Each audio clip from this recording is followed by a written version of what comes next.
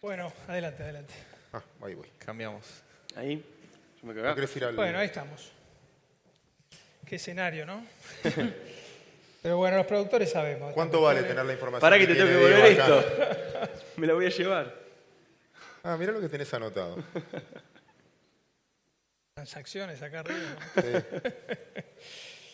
Sí. Voy a arrancar haciéndole una pregunta a Claudio, que tiene que ver con 3 temas. Rápidamente hablaste del presupuesto con déficit cero, que como mostraste en ese gráfico, nuestra historia está alejada de los déficit cero y es necesario por ahí, si te puedes ampliar un poquito en ese aspecto.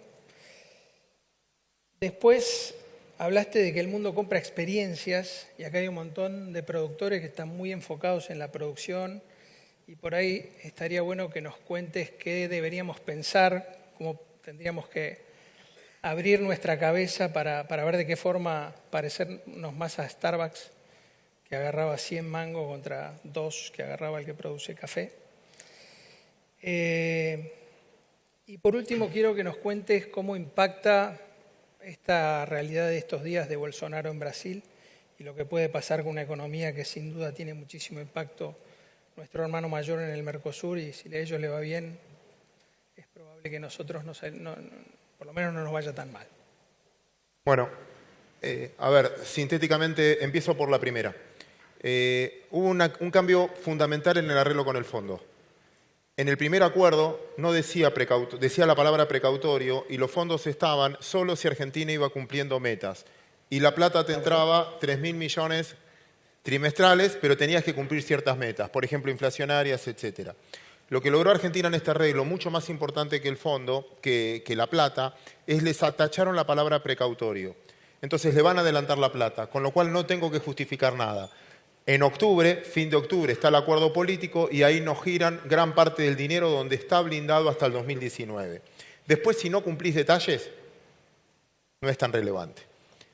Una cosa es, dame la plata que yo te prometo que voy a hacer todo bien y no voy a ir a bailar ninguna noche. Una vez que me diste la plata, después vemos en 2 años si me escapé 2 o 3 veces. Si fui a bailar 10 veces, es un problema. Si fui a bailar una vez, no va a pasar nada. Yo creo que el déficit es una definición teórica para generar confianza y para no sufrir el ataque sobre el tipo de cambio, pero no es algo que va a durar.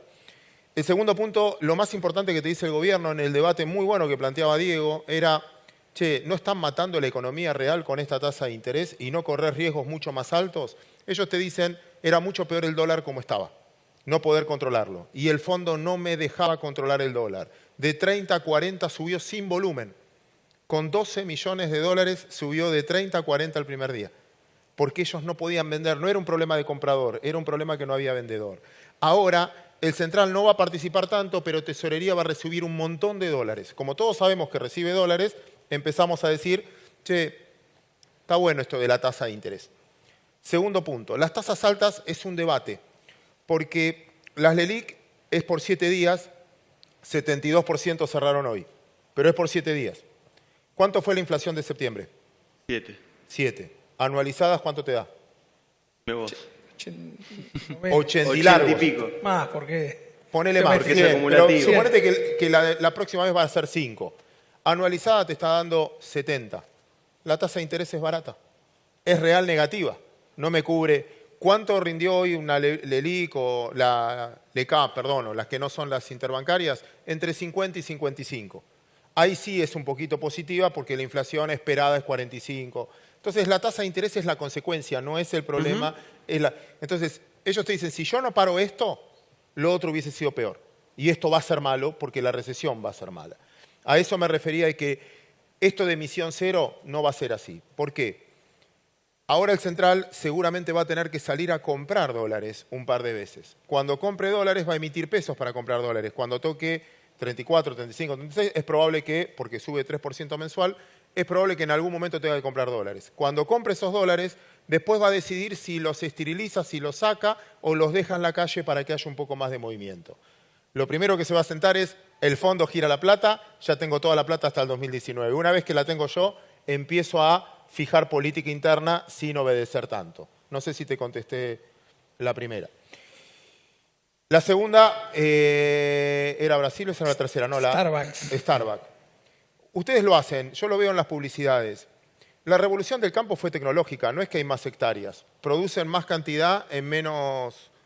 En la misma cantidad de hectáreas se produce bastante más. Y la verdad que la inversión tecnológica que hizo el campo para mí fue fabulosa. Hay un aspecto que yo lo leí en un cuento el otro día y se los quiero contar, que yo creo que ustedes deberían contarlo todo el tiempo, que hay una confusión muy grande en Argentina. Resulta que un papá iba de la mano con un hijo y ven una vaca y el hijo le dice, mira papá, la vaca da la leche. Y el padre le dice, ni en pedo, la vaca no te da la leche. ¿Quién te dijo eso? Sí, me lo dijo la maestra, la vaca te da la leche. No, hijo, es mentira, la vaca no te da la leche.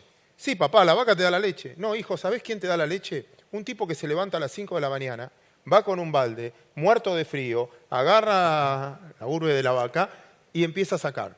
Si nosotros no mandamos el mensaje que la guita se hace laburando, levantando de las 4 de la mañana, etcétera, que no es que viene de arriba. Cuando ustedes pagan un impuesto y le piden retenciones, está como ganan un montón de plata y vos tendrías que contar todo lo que haces para ganar esa plata. Ahí yo siento que nosotros tenemos un compromiso grande de que cada vez que me miran a mí, gordito, timbero, bolsa, etcétera, es como que las finanzas es el enemigo del pueblo y vos decís, bueno, pero es lo que te financia para que alguien pueda crecer. Y el campo... Lograron instalar eso, ¿no? Que el campo y el sector financiero son los enemigos de la Argentina. Son los que ganan plata. Y vos decís, mirá lo que hacen. Grabá la vida de un día de ustedes. Y grabá a cuánto le das de comer con eso. Es más, yo diría, correte Estado, les doy de comer yo, que vos digas, yo mantengo. Creo que hay que cambiar la filosofía la verdad del trabajo. Nuestros abuelos, la guita se hace laburando. Gracias. Y el tercer factor es Brasil, que es muy bueno lo que decía también Diego de los efectos estos colaterales. Pero Bolsonaro viene un poco de la política, Hay una linda frase de Churchill que decía que uno puede ganar una elección con el 50% de los votos, pero nunca puede gobernar con el 50% en contra. Se hace muy difícil. Y vienen momentos para Trump, uno puede aparecer un emergente que gane, pero después sin estructura, ¿cómo haces? Y todos estos casos no terminaron bien. Color de Melo, bueno, todos estos que vinieron. Hoy a la que metieron en cana también, si saben, es a Fujimori, a Keiko Fujimori. Para contarles que esto es mundial también. Que esto de los 3 peruanos, Brasil, etcétera, este avance sobre la corrupción me parece que es mucho más profundo y mucho mejor. Cada punto de PBI que crece Brasil representa 3 puntos nuestros. Para nosotros es más importante que crezca Brasil que crezca la Argentina. Yo tengo un gráfico, perdón que no lo pasé hoy, que es todos los mercados de Brasil con el argentino son iguales. Es el mismo gráfico con un año de diferencia. Argentina todo un año más tarde. Ellos se caen en Lavallato, nosotros un año después, ellos se caen en el 99, nosotros un año después. Para nosotros Brasil es importante, nosotros no somos importantes para Brasil. Brasil terminó una recesión muy grande y empezó a crecer. Y tiene un dato muy positivo, independientemente de que sea Bolsonaro o no. Por primera vez tienen un presidente mucho tiempo institucional. Porque el que gobernó en los últimos tiempos tenía 8% de popularidad. El tipo que más popularidad tenía estaba preso. Y el que gobernaba, Temer, tenía 8% de popularidad. Al anterior era Dilma, que no entró en las elecciones, no ganó ni una banca. Fíjense que no era político ni era una condenada política. No entró a la banca, o sea, quedó afuera de todas las elecciones, salió cuarta. En ese contexto me parece que es un paso muy adelante, pero muy adelante. Y si los mercados se adelantan, me parece que Brasil es un faro hoy en que nos puede sacar de la recesión donde estamos. Muchas gracias. Vamos a arrancar con las preguntas del público. Para Juan y Sofía. ¿Cómo miden los diferentes indicadores como la densidad por zonas o las hectáreas que se siembran de maíz tardío? Bien. Dale vos si querés. ¿Sí? Bueno, primero gracias por la pregunta porque nos permite hacer algunas aclaraciones metodológicas que bueno, no hicimos en la presentación. ¿Cómo medimos los indicadores que mostramos y muchos más? Primero lo hacemos a través de encuestas telefónicas, tenemos toda una metodología desarrollada. Como han visto en todos los mapas que mostramos, dividimos a la Argentina en 17 zonas agrícolas y nosotros relevamos los planteos productivos de 6 cultivos, trigo, soja, girasol, maíz, sorgo y cebada, para cada una de estas regiones y utilizamos encuestas que hacemos a asesores que son personas que conocen muy bien cómo se producen esos cultivos en cada una de esas regiones.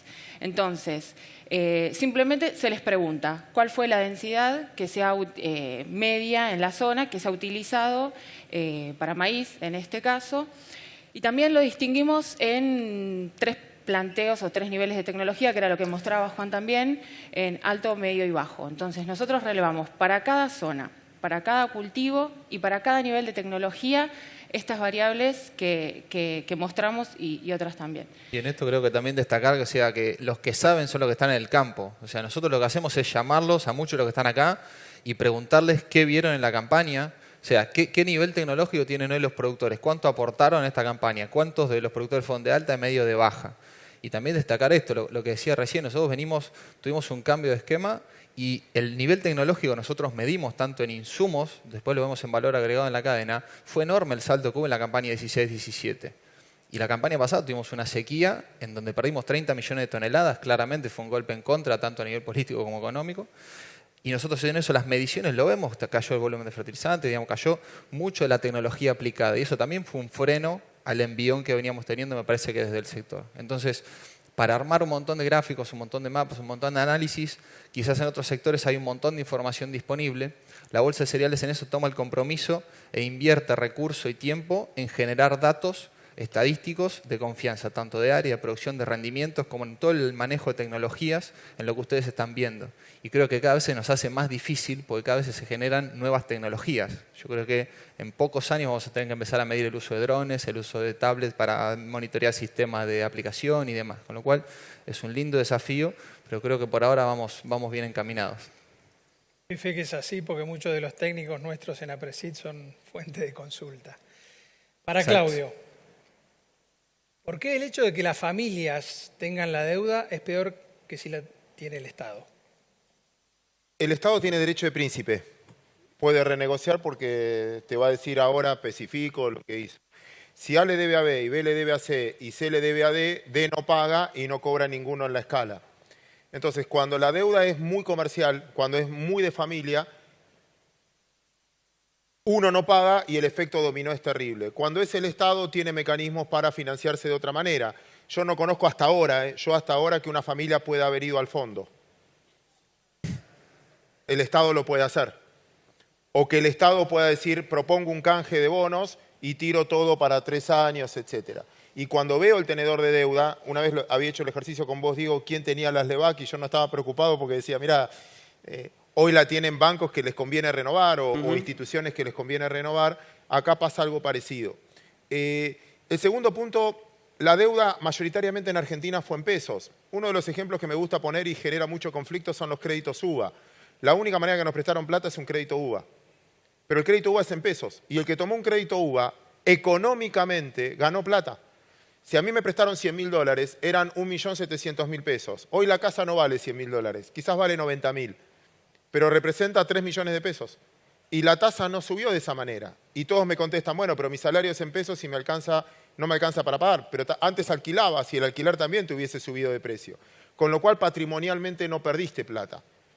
Es malo para el que no tiene créditos hoy, UVA. Cuando debe la familia, la crisis es social. Cuando debe el Estado, tiene el derecho de príncipe para renegociar. 2001 debían las familias y en dólares. Debíamos en dólares y ganábamos pesos. Entonces, como vos no le pagabas al banco, el banco en realidad fue el Estado que entró primero en default y teníamos tipo de cambio fijo, con lo cual la devaluación es la que te ayudó a licuar.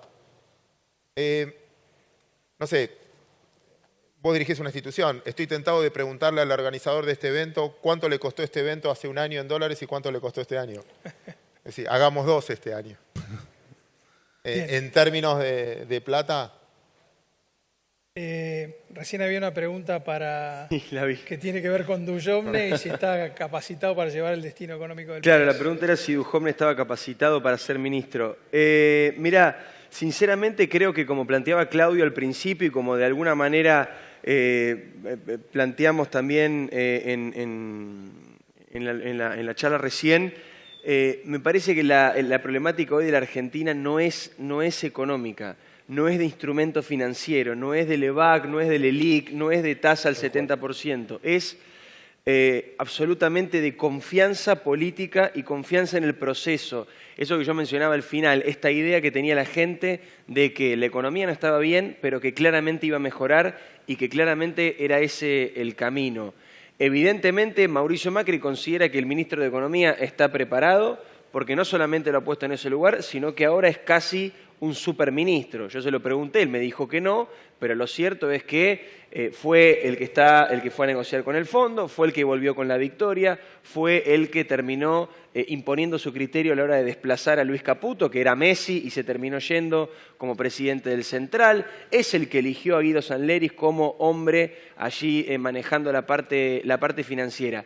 Insisto que aunque parezca mentira en la Argentina, por toda la experiencia que hemos tenido de los superministros y la relevancia económica, hoy la solución del problema económico no está tanto en lo que haga el ministro de Economía como en lo que haga el jefe de gabinete, el ministro de Industria, el propio presidente Mauricio Macri, porque lo que debe hacer el gobierno es recuperar la confianza política, que es lo que ha afectado tanto lo económico. Así que me parece que hoy, más allá del rol importante, que por supuesto no voy a disminuir que tiene el ministro Duhovne, hoy la cosa va por el lado político. No es Duhovne lo que hay que prestar, por lo menos en mi mirada.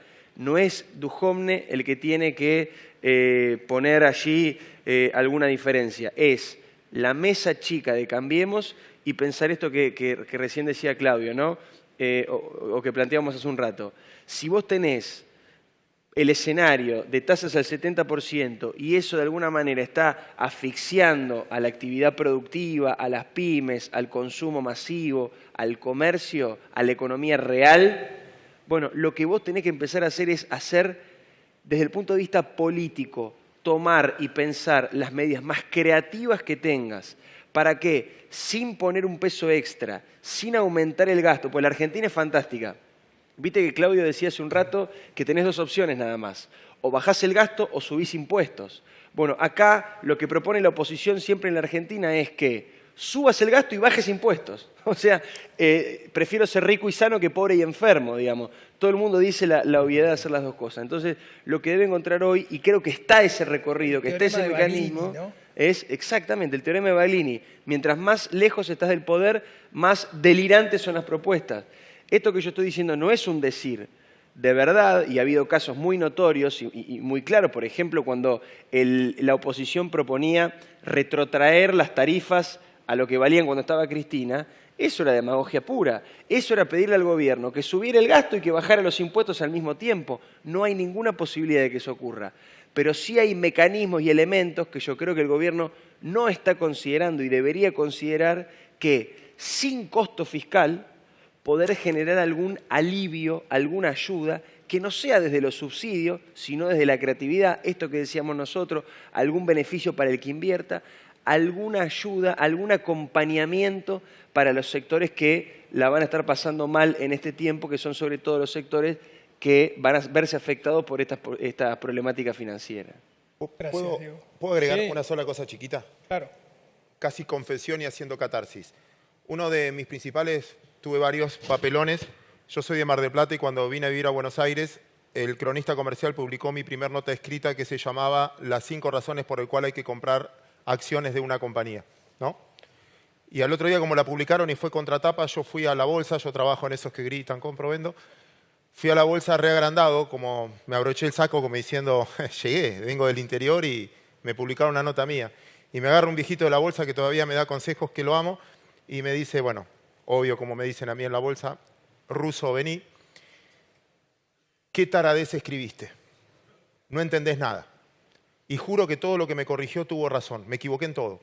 Y me dio una enseñanza que la llevo a muerte, a siempre, y se las quiero trasladar a lo que decía Diego de Duhovne. Antes de tomar una decisión sobre una compañía, mirá quién es el número uno. Porque el perfil de la compañía o del país tiene que ver cómo piensa el número uno. Si el número uno viene de la producción, vos comprá, el país va a crecer. Está pensando en producir. Si el número uno de la empresa es el contador, está en venta. Es más importante la expresión del balance que lo que produce. Y si el número uno es el gerente financiero, está fundida. Necesita guita. Miren los perfiles en la historia, yo lo sigo a muerte. Estados Unidos es más fácil de escribirlo. Ben Bernanke, Kiera, un tipo que estudió 30 años recesión. ¿Cuándo lo ponen? En el 2006. ¿Qué te están diciendo? Se viene la recesión. 2007 subprime. Lo corren, hizo todo bien. Ponen una tipa, se llama Janet Yellen, esposa de Akerlof, premio Nobel de Economía. Una tipa que estudió crecimiento lento. Crecimiento lento. La corren, ponen a Powell, que fue en diciembre, el mismo día de la conferencia de prensa. Que bueno, es más, pero es bastante parecido, estamos bastante tranquilos con él. Agarra el Banco Central, Redrado. Todos sus libros se llaman Sin Reservas. Las reservas eran su garantía. Lo corren, ¿qué te están diciendo? Van a tocar la reserva. ¿Qué hizo el mercado? Se dolarizó, pusieron el cepo. Después, ¿quién ponen? A todos tipos que decían el central no tiene que ser independiente, de hecho están las letras intransferibles. Ponen a Sturzenegger. Todos sus libros. Total. La inflación es monetaria, por lo tanto la tasa de interés tiene que estar carry trade, mientras que este tipo carry trade. Lo corren, basta, dolarizate de nuevo. El perfil no es menos, hay que tenerlo en cuenta. A mí cuando pusieron a Dante Sica me dio esperanzas de lo que vos decías. Y en ese punto yo no sé si es el ministro futuro. También es qué estoy administrando ahora y es el reflejo de lo que estoy administrando ahora de prioridad. Y yo creo que lo que vimos es que la Argentina se fundió, está fundida y llamamos a un maestro en finanzas para levantar la convocatoria. Y una vez que levantes la convocatoria, recién ahí creo que arrancan a crecer. Complemento un segundo del complemento. Me parece muy bien que mencione a Dante Sica porque es un ejemplo de lo que yo te mencionaba antes de la cuestión política.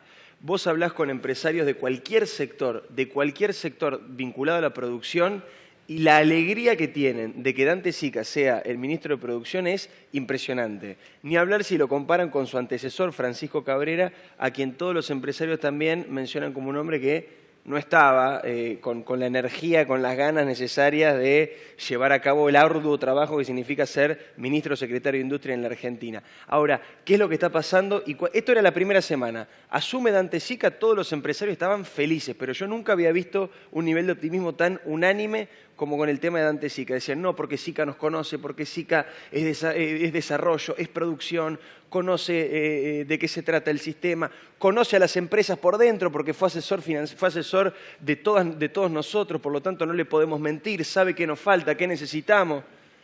A los 20 días. ¿Y cómo están con Sica? Y no, nos dice que sí, pero después no logra cumplir con lo que nos promete porque la decisión política. La Argentina es un país hiperpresidencialista. Lo que necesita la Argentina es decisión política. Hoy claramente, como decía recién Claudio, la decisión política está puesta en un perfil 100% financiero. Yo hablo más con Suchovicki que con mi vieja en la radio. Hablo todos los días con Claudio, porque estamos hablando todo el tiempo de estas nuevas... Sí, me llamó tu vieja que hace mucho que no la llamaba. También es Guille Mame. Estamos todo el tiempo hablando de carry trade, del EVAC, del ELIC. Estamos en ese. Falta la decisión política de ir hacia un perfil económico. No digo que sean excluyentes. En la Argentina estamos agotados de lo excluyente. Es una cosa o la otra. La decisión política tiene que ir a complementar. Ok, necesitamos una tasa del 70-72% para contener el tipo de cambio. Perfecto. ¿Cómo complementamos eso? ¿Cómo corregimos los desbalances que genera esto? Bueno, esa parte de política, de decisión política, es lo que para mí le está faltando al gobierno. Bien, Claudio, ¿cómo ves la economía argentina para el fin de la campaña agropecuaria 18-19? Muy selectiva. ¿Da la bola? No, aparte, últimamente no ven convocando una, así que muy selectiva. Yo creo que está mal generalizar en todos los rubros. Lo quise mostrar en un gráfico hoy. Que uno dice la bolsa está en el máximo, lo que fuera, depende a quién mires. El que está en el sector agro yo creo que va a tener un muy buen año. Hoy le contaba a ellos, vi un gráfico el otro día de Riazu que me encantó, no sé si lo vieron. Cada año que hay sequía, los 2 próximos años son récord de cosecha. Hasta ahora siempre se repitió, espero que no sea malo. Bueno, ustedes y ahora saben con más la que lluvia yo. que Rompamos tuvimos, la tenemos tendencia. apuntando a esas 126 millones de toneladas, así que estamos esperanzados, hay que llegar. Por favor. Y acá está la decisión, así que... Entonces, el sector de ustedes, me encantaría ser amigo.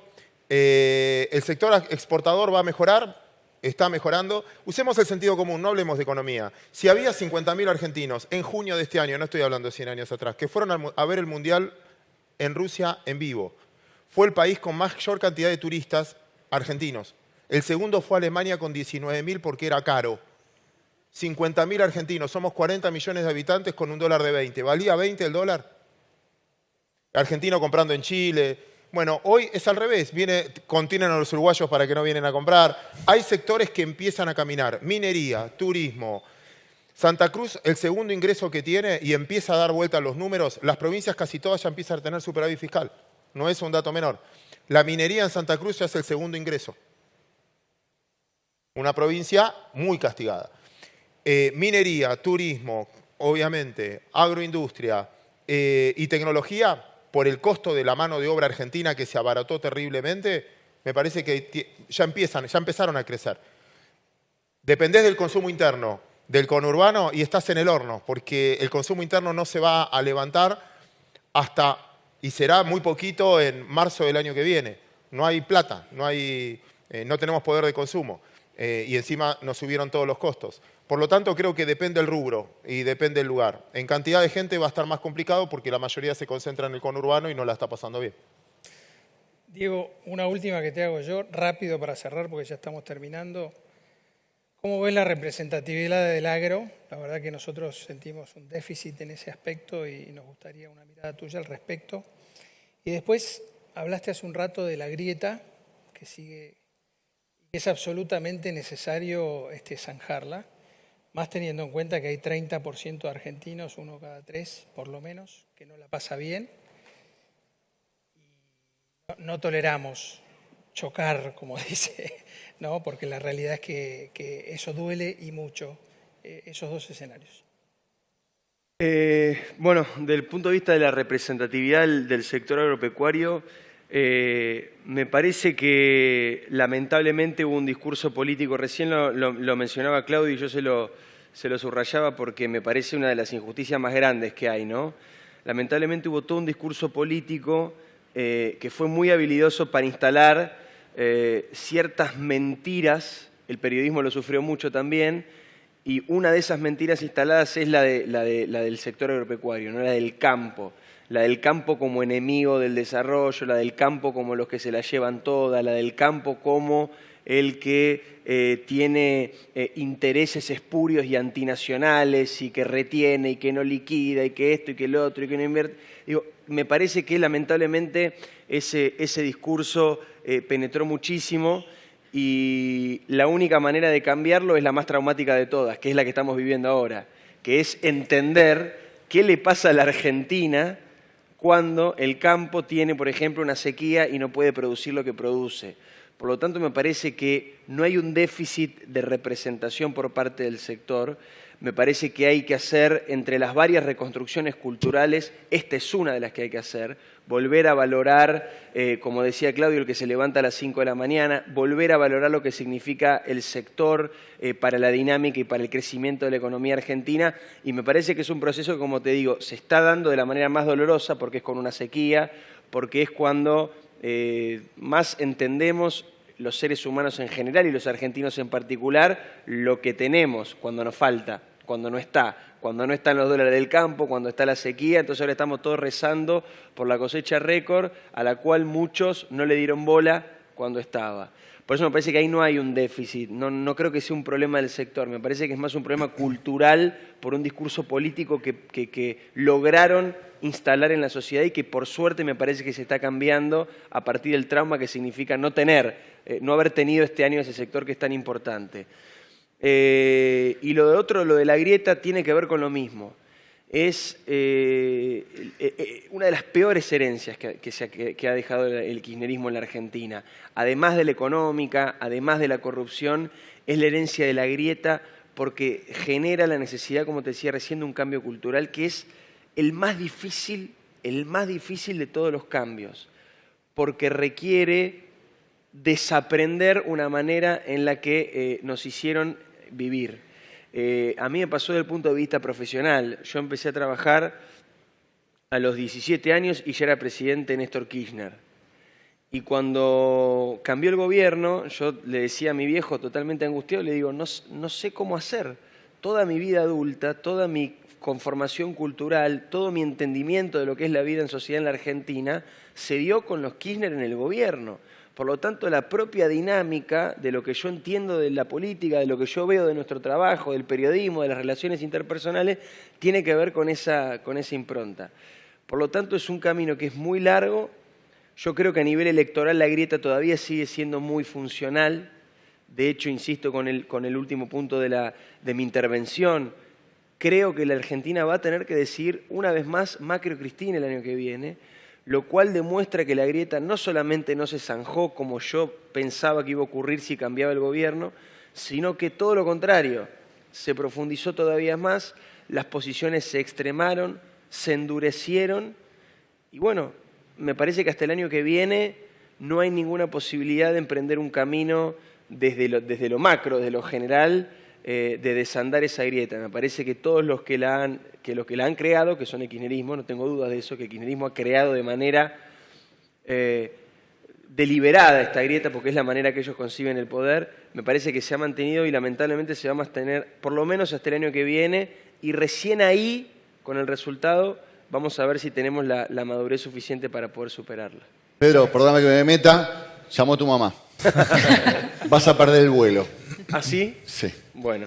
Y vos vas a perder una reunión que tenés también. Digamos. Nos pidieron tiempo y se tomaron el tiempo del mundo para quedarse acá hablando. Así que, Pedro, tenemos que terminar la charla acá porque si no van a perder el vuelo y van a perder un compromiso Yo me quedaría importante. toda la noche hablando, pero no, muchísimas gracias. Gracias, La verdad un que un placer aplauso total. enorme.